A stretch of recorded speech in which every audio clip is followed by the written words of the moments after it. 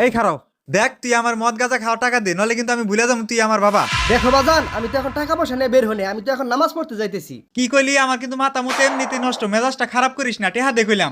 আচ্ছা ঠিক আছে, তুমি যদি একটা শর্ত মানতে পারো তাহলে আমি তোমাকে 2 বছরের জন্য মদ গাঁজা খাওয়ার টাকা দিব। আচ্ছা ঠিক আছে, কি শর্ত কও? তুমি যদি জামাতের সাথে 41 দিন নামাজ পড়তে পারো তাহলে আমি তোমাকে 2 বছরের জন্য মদ গাঁজা খাওয়ার টাকা দেব। আচ্ছা ঠিক আছে, তাহলে আমি 41 দিনই জামাতের সাথে নামাজ পড়মু, কিন্তু আমাকে পুরা 2 বছরের টাকা দিতে হবে। আচ্ছা বাজান, দিমু আমি। আচ্ছা ঠিক আছে, আমি গেলাম। আল্লাহ তুমি হেদায়েত দান করো।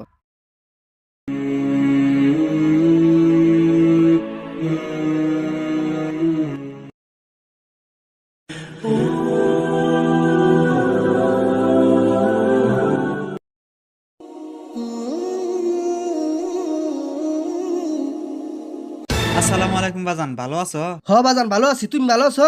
হ, আলহামদুলিল্লাহ। এই যে বাজান, তোমার 2 বছরের মদ খাওয়ার টাকা। বাজান, আমি টাকাও নিব না আর আমি মদও খাবো না। আমি 41 দিন নামাজ পড়া বুঝছি যে নামাজ কি জিনিস। আমি এখন 5 ওয়াক্ত নামাজ পড়ি। আমি এখন ভালো হয়ে গেছি গা, আমি আর মদ খাবো না। এই ধরো টাকা নেও।